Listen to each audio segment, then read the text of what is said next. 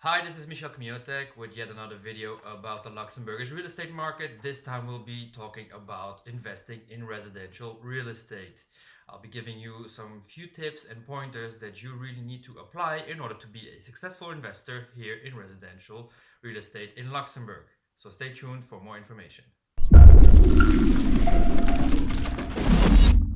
So, yet another video about the Luxembourgish real estate market. This time we'll be talking about investing in residential real estate. Now, if you're not sure yet which one to choose, so residential or commercial, I suggest that you watch both my videos on these subjects to get a clear understanding of what you need to know.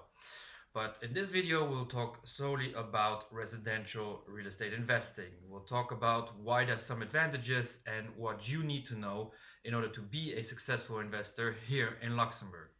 So first up is some background information which you absolutely need to understand is that there is a 5% rule which applies to your investment property. Now I'll be making another video explaining exactly what the 5% rule is, but just to keep it short, we are basically capped off at a 5% return on investment. So once again, there's a 5% ROI, which is the maximum which you can get on your investment. Keep that in mind. Now here in Luxembourg, at this moment of this recording, so in 2020, there is a shortage in the housing market, which is a great advantage for any investor. What does that mean? It means that there's a lot of people looking for a house or an apartment for rent, but there's not a lot of supply on the market, which makes the job for you as an investor very easy to find great tenants. Next up is that you are allowed to raise rent after 2 years. So once you've signed your lease agreement and 2 years have passed, you are allowed to raise the rent.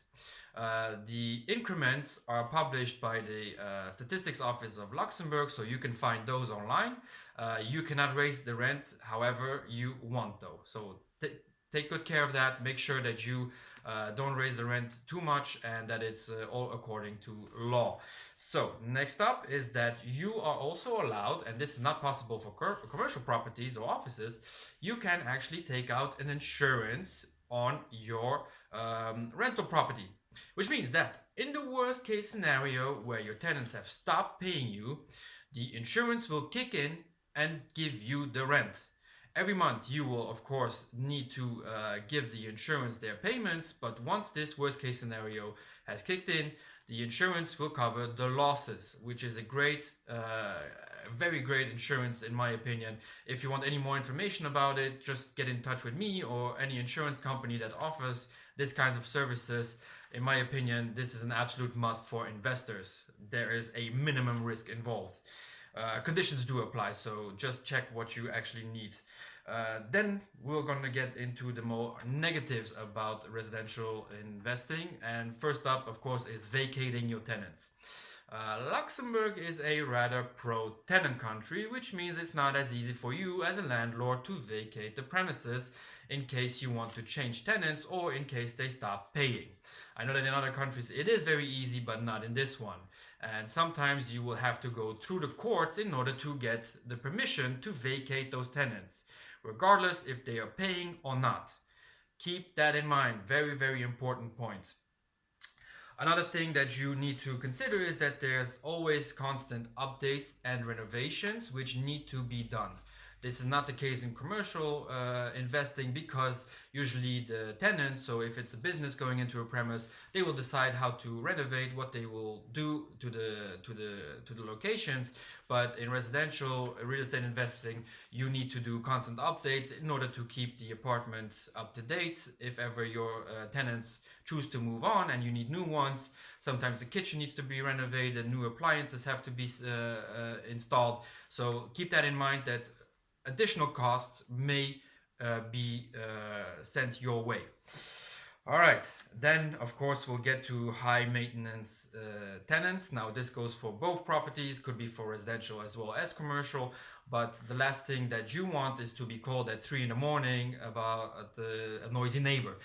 Worst that can happen to any investor is that the tenants are not happy and they are continuously bugging you about it. This can of course be the same for commercial properties, but since their hours are limited and they do not usually do not work at night. There's little chance that they will call you at 3 in the morning. So to sum it all up, the first things that you absolutely need to know as a real estate investor in residential properties here in Luxembourg is that there's a deficit in the housing market, which means that you are the one who can choose from tenants, considering that your price is right and that you are a property owner in a well-known area which is in demand. What you also are now aware of is that you may raise rent after 2 years, but you can only do it in increments as stipulated by the Statistics Office of Luxembourg. Next up is that you can take out a rental insurance, and of course there's then some cons, starting with vacating tenants in Luxembourg. Not that easy. You need to do constant updates and renovations. Some tenants might be high maintenance, and don't forget that the 5% rule applies to residential real estate. I made another video about this 5% rule, so please check that out. I'll put a link somewhere. So the things that you absolutely need to know is that you have to make sure that you knew ahead of everything the costs that are involved. All the costs need to be known. If you do not know the costs, you do not know what your ROI will be. I made a video about the costs that will come your way once you are a buyer and you want to actually invest in a property. What will be the fees that you need to pay? There's a video about that, and then of course you need to check your tenants' documentation, which is basically making sure that your tenants are capable of actually paying you on time because they have a good job and they have sufficient funds to do so. Make sure that you also get a copy of their ID, at least that. Next up, that you actually have to do some inspections. Yes, you're gonna have to do something in order to make sure that your investment is safe. Make sure that you can, at least once or twice a year, stipulate this in the rental agreement. Once or twice a year, you are allowed to come and visit the premise and make sure that everything is in working order. The last thing you want to have is to get to the end of the lease agreement and find out that there are some major damages done to your apartment, to the windows or the kitchen, which then need to be replaced. The tenants are already gone, they've moved on. You need to know ahead of time what is going on. So make sure that you do some inspections. Okay, well, that's it for me for this video. I hope you like it. If you do, please hit the subscribe button. If you need any other information, please don't hesitate to get in touch with me. I'll send you a quick message if you need any information. Please, if you like it, again, do give me a thumbs up or leave a comment, even negative comments, or if you want to have more information about what I do, just check my other social media. That's it for me. Thank you for watching, and I'll see you in the next video.